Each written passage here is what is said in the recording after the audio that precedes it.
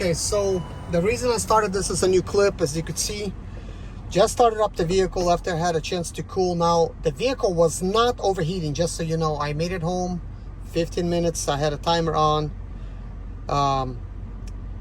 So I was just showing you guys how the overflow system works, how did I bleed it, which was pretty effective. And now we're gonna observe with everything that I did, did I cause any more problems by opening up the radiator cap, which should not matter on any car because you're not gonna let the air into the system that way. And did it help with me relieving any of the pressures with this here? It looks like this time I tightened this too much.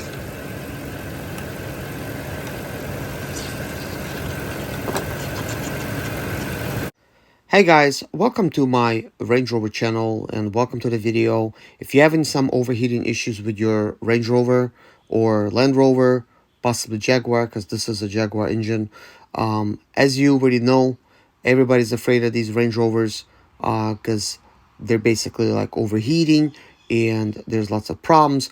But you know what I think, guys? I think these vehicles are great, and I think when you understand them, you will then realize it's like a simple little problem, okay? In the previous videos, you may be seeing that I had some difficulty with trying to get home. My radiator was leaking. I had to basically glue the radiator in the Walmart parking lot, and I had some distilled water with me. And after basically trying to glue my radiator in the Walmart parking lot, I didn't make it very far because it started overheating like pretty much like 2-3 minutes later.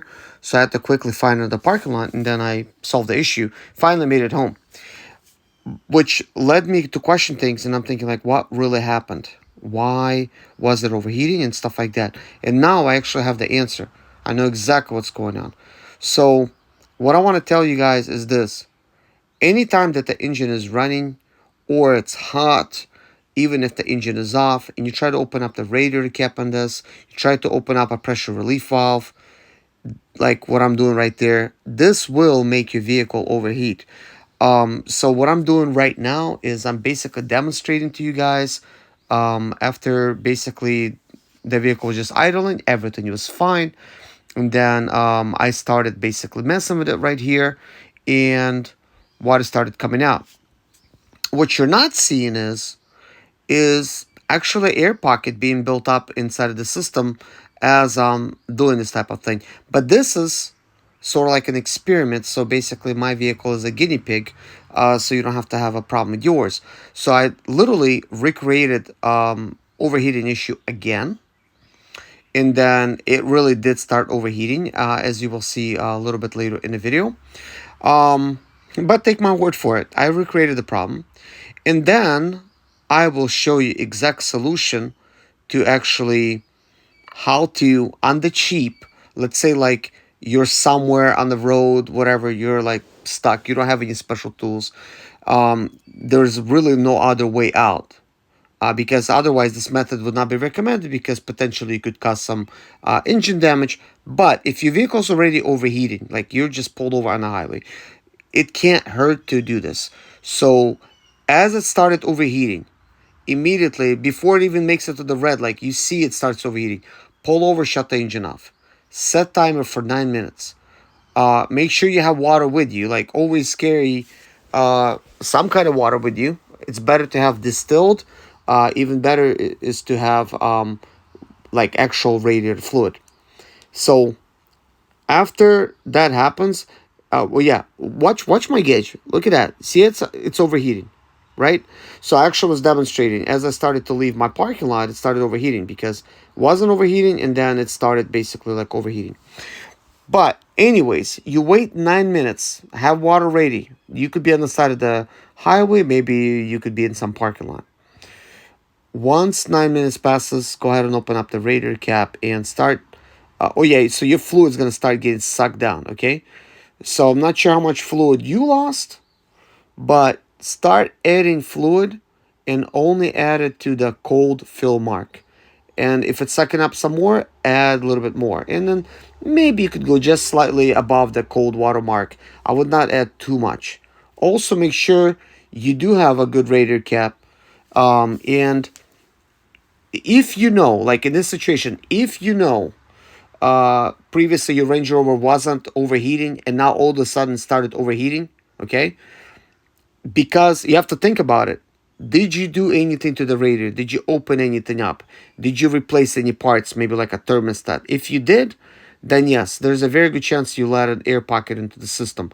So what you need to do is get the air pocket out. If you're not a mechanic, you're not going to have special tools. So waiting 9 minutes also works. It will naturally just suck fluid back in to where it needs to go and get rid of the air pocket. But I do have the special tool, which I will be showing you guys how to actually install radiator fluid correctly. In this case, we're using water because this is like, I'm doing lots of tests. Some of the fluid is going to leak out, obviously, and I'm not using radiator fluid. Also, this radiator does need to be replaced, and this vehicle is basically kind of like a test subject. I want to see how permanent can this fix be when you put a radiator stop leak in there. Will it work? How long will it last? So those things I will explain to you guys. But so far, I will tell you this, guys. It has lasted me for 7,000 miles after I've recorded this video. So this video is coming out a little bit late. But I could tell you this.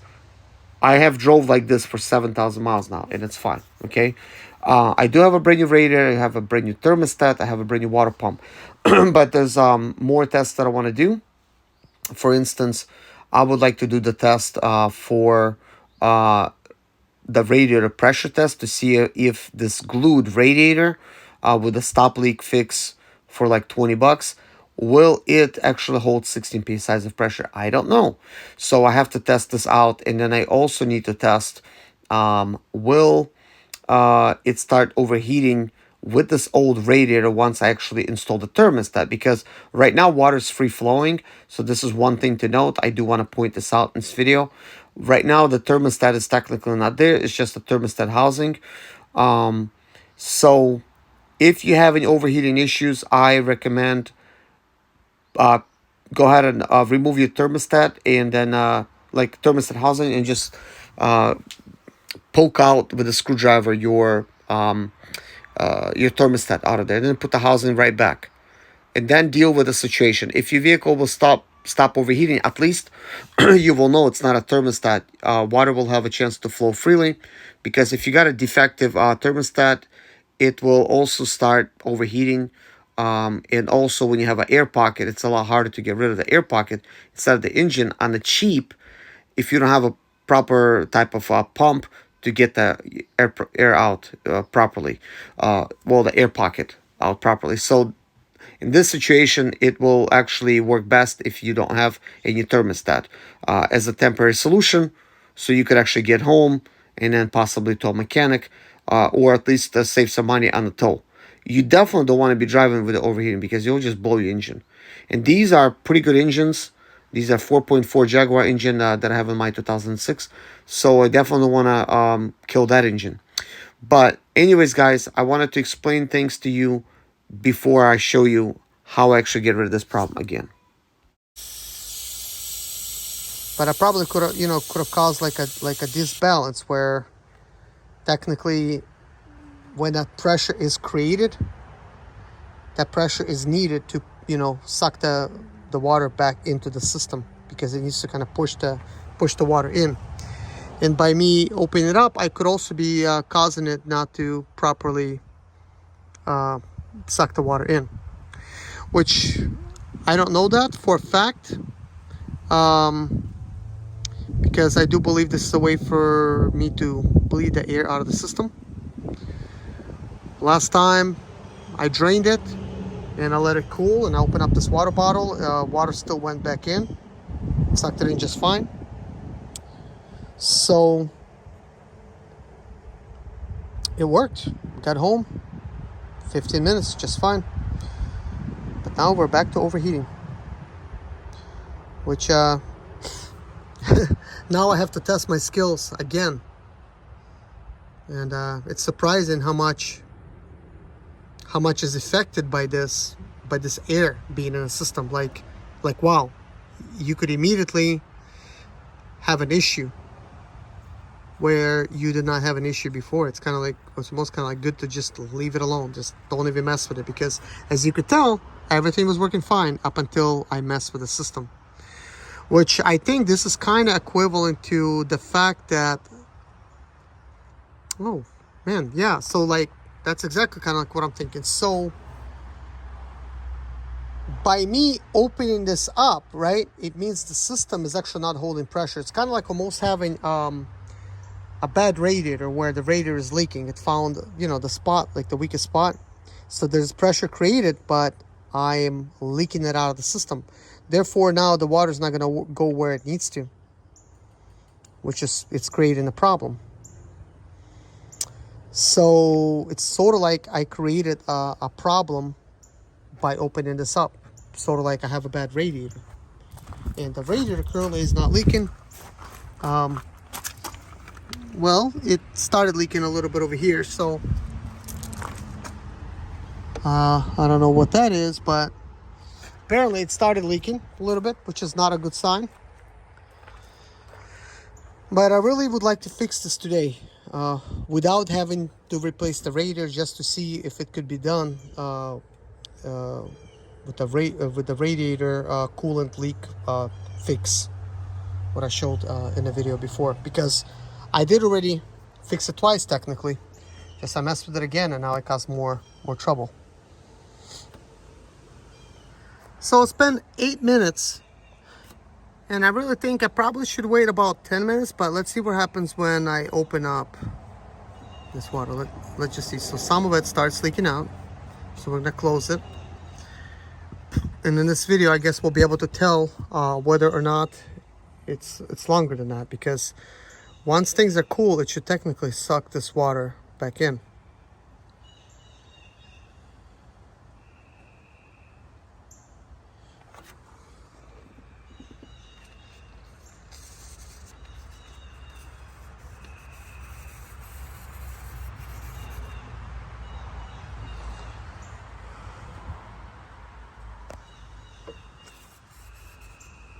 So there still appears to be hot air in the system.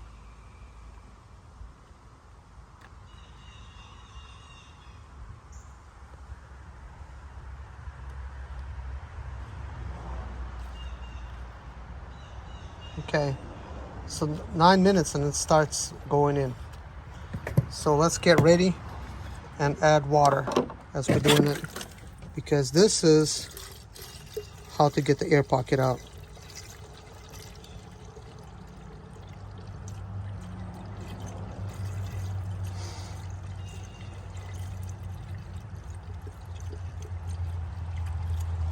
So it appears to me that I actually created a big air pocket, because this is a lot of water that I'm using. A lot more water than leaked out. And I really don't want to put too much. So let's see what happens once I start this vehicle up.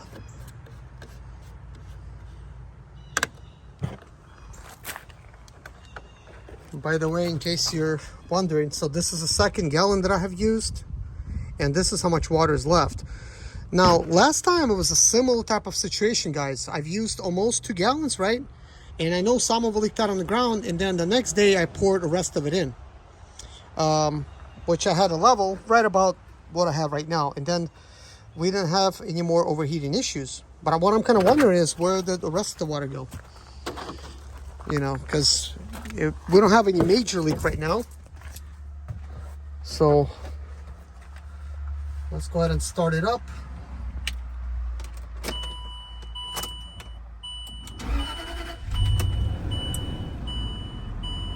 So I'm gonna start a new video. So I started a new video just to monitor the time, how long it takes for it to overheat, if it even will overheat.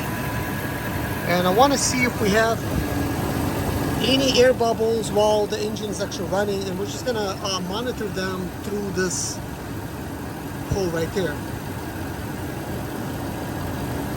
So right now, technically, exhaust gases should have been getting inside, and if there's a head gasket issue, and it should have been bubbling already. But as you can see, that is not the case. There's no smoke coming out from the back. There should be white smoke if you got a head gasket issue, but it all depends on where it actually broke. Sometimes it's gonna go inside of your tailpipe. Sometimes it's the exhaust gases will go inside of your radiator system. So right now, both of these things are quite tight. I'm actually quite afraid to even mess with this anymore, because apparently last time I opened this up, which I thought I was just showing you guys how to drain that air, but instead, what I think has happened is there was pressure there, right? When I shut the engine down, and it was waiting for things to properly cool down, and then it would push and pull the water as it's supposed to into the engine, out of the engine. And instead, what happened? I relieved that pressure, causing a problem where I made an air pocket, and that is bad. And somehow I created it. It's really weird. Which I thought I was just relieving air through these pipes. It was leaking. Like it just made sense. But instead, it started overheating again, which is really crazy. This is the least of the things that I expected. Like wow, I just messed with this only. So when I look at this here and monitor the situation, so we do have a leak coming from the radiator on the left side, which could be a problem because that could cause the engine to start overheating as well, because the radiator is not holding pressure. So I do need to pressurize the system to see how much pressure does the radiator actually hold. I have a pressure tester. At this point the radiator is leaking, so there is nothing to be testing. Last time when it was not leaking, I guess I could have tested it, but not right now because it's still leaking. But I still have the radiator stop leak type of stuff, and it says it's guaranteed, right? It's guaranteed to stop that leak, but who knows? Let me just show you kind of like what we're dealing with. This is America's most trusted repair brand since 1947. So we use this formula here, and it says right here: reduces antifreeze loss, temperature, and costly breakdowns, stops coolant leaks and overheating and other cooling system problems. Okay, guaranteed to seal and stop leaks. Plus, okay, so I poured this in, and I actually poured this directly into the engine. This copper stuff, we actually have some left over right there, but this is a liquid copper block seal. I wonder why it's called a block seal, but it says coolant leak fix, stop leak. Antifreeze compatible liquid glass permanently seals larger coolant leaks. So I poured this straight into the engine, so I figured if any problem, there's that. So anyways, there's a sealant liquid, one step, and this is stop leak fibers additives locked together with liquid to increase strength and promote a permanent seal in the gasket leaks. So this almost seems like it's a head gasket leak repair. It doesn't say it, but it says block seal. It's just other, I guess, marketing type of tactics, which they definitely got me with that, because I got both of them. I could tell my radiator is speeding things up, while the radiator overheat, it's not doing anything. So this did rise a little bit, a tiny bit, like not a lot. It's not bubbling. It's been now working, what, 5 minutes and 19 seconds. That's how long this video has been, this clip, in case I combine it with other clips. But This is so I could actually see how long it does anything. So for this video, I wanted to see if this will bubble. So there's no bubbles, so that's already good. So let's take a look at our leaking side of the radiator. There's no leaks up top. There might be a leak towards the bottom. It's really hard to tell if there's any leak. There's minor drips. You know, there was that. Now the engine properly cools when the hood is closed.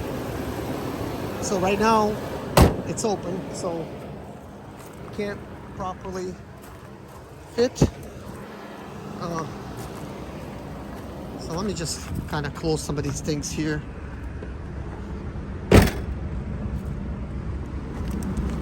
And let's get inside. So it's been 6 minutes